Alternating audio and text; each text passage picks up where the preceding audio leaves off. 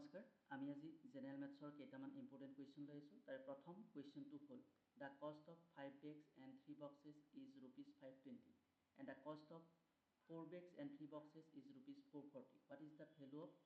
1 বেগ চ' আমাক প্ৰশ্নটোত কি সুধিছে যে যদি 5টা বেগ আৰু 3টা বক্সৰ দাম 520 টকা হয় আৰু ছেকেণ্ড কণ্ডিশ্যন 4টা বেগ আৰু 3টা বক্সৰ দাম যদি 440 টকা হয় তেনেহ'লে এটা বেগৰ দাম কি হ'ব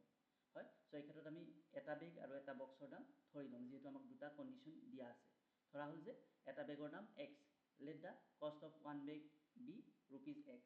and one box be ₹y so আমি এটা বেগৰ দাম x ধৰিছো আৰু এটা বক্সৰ দাম y টকা ধৰিছো so according to first condition আমাৰ যেটো first condition দিয়া আছে যে 5 bags and 3 boxes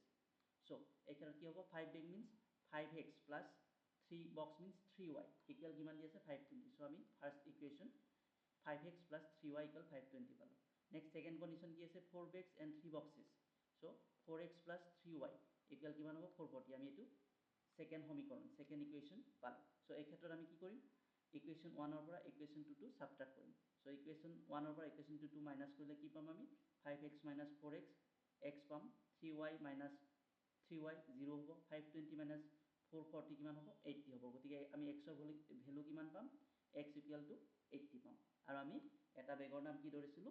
x ধৰিছিলো গতিকে x ৰ ভ্যালু যেটো 80 পালো গতিকে এটা বেগৰ দাম কিমান হ'ব ₹80 হ'ব আৰু আমাক অপচনত দিয়া আছে অপচন এ ₹80 গতিকে আমাৰ শুদ্ধ উত্তৰ হ'ব অপচন এ ইয়াৰ পিছত আমি দ্বিতীয় প্ৰশ্ন ওলাইছো আমাৰ সেকেন্ড কোৱেশ্চনটো দিয়া আছে there are 3 members in a family what can be the age of the eldest person if the age of 3 members is in AP with a common difference of 18 months. It is known that the sum of their ages is 58 years 6 months. So, আমাক ইয়াত কি দিছে যে এটা ফ্যামিলিৰ তিনিটা মেম্বাৰৰ এজৰ কথা দিছে যে তেওঁলোকৰ এজটো কি আছে এপিত আছে এপি মিন্স এৰিথমেটিক প্ৰগ্ৰেছন যত নেকি তেওঁলোকৰ বয়সৰ যেটো ডিফাৰেন্স এটা কমন নাম্বাৰ হ'ব কমন সংখ্যা হ'ব সো আৰু এই সংখ্যাটো ইয়াত কি দি আছে 18 মান্থস দি আছে হয় গতিকে আমাৰ আৰু কি দি আছে যে তেওঁলোকৰ এজৰ সামটো দি আছে 58 ইয়াৰ্স 6 মান্থ গতিকে আমি এই ক্ষেত্ৰত কি কৰিম ইয়ংগেষ্ট পাৰসনটোৰ যেটো এজ আমি হেতু ধৰি লম let the age of the youngest person be x হয় গতিকে যেহেতু আমাৰ এই যেটো এজৰ শ্ৰেণী এপি হেতু কি হ'ব 3 মেম্বাৰছৰ এপিৰ যেটো শ্ৰেণী এপি যেটো হেতু হ'ব x so youngest person to x হ'ব next person to কিমান হ'ব x plus 1.5 years so 1.5 কি হৈছে যেহেতু তেওঁলোকৰ ডিফাৰেন্স কি দি আছে 18 month means 1.5 years next person to কিমান হ'ব x plus 3 years হয় so প্ৰত্যেকটোৰ ক্ষেত্ৰত কি 1.5 years বাঢ়ি গৈছে তেওঁলোকৰ কমন ডিফাৰেন্স যেটো 1.5 years আছিল আৰু এই ক্ষেত্ৰত তেওঁলোকৰ টোটাল এজ কিমান হ'ব x plus 1.5 plus 3 years হয় 36 plus 4.5 years হ'ব according to question আমাক কি দি আছে যে তেওঁলোকৰ এজৰ সামটো 58 years 6 month অৰ্থাৎ 36 plus 4.5 years equal কিমান হৈছে 58.5 years so ইয়াৰ পৰা আমি x ৰ ভ্যালুটো পাম 36 equal to কিমান পালো 58.5 minus 4.5 54 years so x ৰ ভ্যালু কিমান পাম 54/3 18 years আৰু আমাৰ প্ৰশ্নত কি দিছে যে eldest person টোৰ হেতু ওলাব লাগে eldest person টোৰ এজ টো ওলাব লাগে সো eldest person টোৰ এজ কিমান আছিল x plus 3 আছিল গতিকে কিমান হ'ব 18 plus 3 21 years সো আমাক অপচন দি আছে অপচন সি 21 years গতিকে আমাৰ শুদ্ধ উত্তৰ হ'ব অপচন সি 21 years ইয়াৰ পিছত আমি নেক্সট কোৱেশ্চন লগে আছো নেক্সট কোৱেশ্চন দিয়া আছে find the value of question mark in the equation 111.01 base 2 আৰু কোৱেশ্চন মাৰ্কত কি দি আছে বেস 10 সো আমাক ইয়াত কি দি আছে নাম্বাৰ সিস্টেমৰ যেটো বেস 2 বাইনাৰি নাম্বাৰৰ পৰা আমাক কোড কনভাৰ্ট কৰিব লাগে বেস 10 মিন্স আমি যেটো সচৰাচৰ ব্যৱহাৰ কৰো ডেসিমেল নাম্বাৰ সো এই ক্ষেত্ৰত আমি কি কৰিম সো আমাৰ নাম্বাৰটো দিয়া আছে বাইনাৰিত আমি কনভাৰ্ট কৰিব লাগে ডেসিমেলত বেস 2 দি আছে বেস 10 লৈকে কনভাৰ্ট কৰিব লাগিব সো আৰু তেতিয়া আমি কি পাম এই কোৱেশ্চন মাৰ্কৰ ভ্যালুটো পাম সো আমাক বাইনাৰি নাম্বাৰটো ডেসিমেল নাম্বাৰ কনভাৰ্ট কৰা প্ৰসেসটো কি আছিল সো আমাক যেটো বাইনাৰি নাম্বাৰ দিয়া আছে ইয়াত দুটা পাৰ্ট আছে এটা নন ফ্ৰেকশনাল আনটো ফ্ৰেকশনাল পাৰ্ট সো পইণ্টৰ আগৰ পাৰ্টত কি কৰিম আমি নাম্বাৰিং কৰিম যে ফাৰ্স্ট প্ৰথম এই সংখ্যাটো এইটো হ'ব আমাৰ কিমান 0 পজিশ্যন হয় নেক্সটটো হ'ব 1 নেক্সটটো হ'ব 2 সো ইয়াত কি কৰা হৈছে এই যেটো 2 ৰ পজিশ্যন ভ্যালুটো 1 * 2 টু দি পাৱাৰ 2 হয় এই 1 ৰ ভ্যালুটো কি কৰিছে 1 * 2 to the power 2 that means 2 square next এটোৰ কাৰণে কি কৰিছে কি কৰা হৈছে 1 *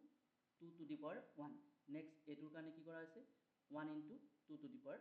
0 আৰু পইণ্টৰ পিছৰ সংখ্যাখিনি কিহত যাব -1 -2 যাব এটো ফাৰ্স্টটো হ'ব -1 নেক্সটটো হ'ব -2 হয় নেক্সটটো হ'ব -2 সো এই ক্ষেত্ৰত কি হ'ব 0 * 2 to the power -1 and 1 * 2 to the power -2 so আমাৰ এই ক্ষেত্ৰত হ'ব এই যেটো ভ্যালু 1 * 2 স্কয়াৰ ইকুৱেল কিমান আমি 4 পাইছো সো ইয়াত কি পাইছো 1 * 2 টু দি পাৱাৰ 1 2 পাইছো next 1 * 2 to the power 0 2 to the power 0 value কিমান আমাৰ 1 হয় নেক্সট এটো আমাৰ 0 হ'ব নেক্সট এটো হ'ব আমাৰ 1/2 স্কয়াৰ দ্যাট মিন্স 1/4 হ'ব সো 1/4 মিন্স 0.25 সো আমি এইখিনি প্লাস কৰিলে কি পাম 4 2 1 সো 7 প্লাস 0.25 7.25 সো আমাৰ কোৱেশ্চন মাৰ্কত কিমান হ'ব 7.25 আৰু ইয়াত আমাৰ অপচন দি আছে অপচন সি 7.25 গতিকে আমাৰ শুদ্ধ উত্তৰ হ'ব অপচন সি 7.25 ইয়াৰ পিছত আমি নেক্সট কোৱেশ্চনলৈকে আহিছো 3 pipes A B and C can fill a tank in 50 minutes 120 minutes and 60 minutes so তিনিটা পাইপ A B C এ এটা ট্যাঙ্ক ফিল কৰিব A কৰিব 50 মিনিটছত B কৰিব 120 মিনিটছত C কৰিব 60 মিনিটছত if all the pipes are open together how much time it required to fill 27% of the tank if the capacity of tank is 600 liter অৰ্থাৎ তিনিওডাল pipe যদি আমি একেলগে খুলি দিও তেতিয়া এই ট্যাঙ্কটোৰ 27% ফিল কৰিবলৈ কিমান সময় লাগিব হয় আৰু যদি ট্যাঙ্কটোৰ ক্যাপাসিটি কিমান দি আছে 600 লিটাৰ সো আমাক কি দি আছে given the capacity of the tank is 600 liter ট্যাঙ্কটোৰ capacity কিমান আছে 600 litre the efficiencies of the pipe পাইপৰ প্ৰত্যেকটো পাইপৰ এফিচিয়েন্সিটো মানে কোন সময়ত কিমান সময়ত ট্যাঙ্কটো ফিল কৰিব পাৰে তাৰ ক্যাপাসিটিটো কি দিয়া আছে যে এয়াৰ ক্ষেত্ৰত দিয়া আছে 600 লিটাৰ per 50 minutes মানে আমাৰ টোটাল কি আছিল 600 লিটাৰ যেটো ট্যাঙ্কটো আছিল এ কি কৰিব 50 মিনিটত এটো ফিল কৰিব পাৰিব গতিকে আমাৰ কিমান হ'ব 600 লিটাৰ বাই 50 হ'ব বিৰ ক্ষেত্ৰত কি হ'ব 600 বাই 120 হ'ব সো again সিৰ ক্ষেত্ৰত কি হ'ব 600 বাই 60 হ'ব গতিকে কিমান হ'ব 12 হ'ব এয়াৰ ক্ষেত্ৰত 12 হ'ব বিৰ ক্ষেত্ৰত 5 হ'ব আৰু সিৰ ক্ষেত্ৰত 10 লিটাৰছ হ'ব হয় গতিকে আমি total efficiency of the pipes কিমান পাম 12 plus 5 plus 10 equal 27 liters পাম হয় so to fill 27 of the tank 27% of the tank that is 27 into 600 by 100 equal কিমান পাম আমি 162 liters পাম হয় গতিকে আমি টাইম টেকেন ফৰ ফিলিং কি হ'ব 27% of 600 লিটাৰ আমাৰ কিমান হয় 162 লিটাৰ গতিকে আমি এটুৰে যি 27 লিটাৰ আছিল হেতুৰে আমি 162 লিটাৰক ডিভাইড কৰিলে আমি সময়টো পাই যাম গতিকে 162 বাই 27 আমাৰ কিমান হ'ব 6 মিনিট আৰু আমাৰ অপচন দি আছে অপচন ডি 6 মিনিট আমাৰ শুদ্ধ উত্তৰ হ'ব অপচন ডি ইয়াৰ পিছত আমি নেক্সট কোৱেশ্চনলৈকে আহিছো so a zookeeper counted the heads of the animals in the zoo and found it to be 90 when he counted the legs of the animals he found it to be 290 if the zoo had either peacock or horses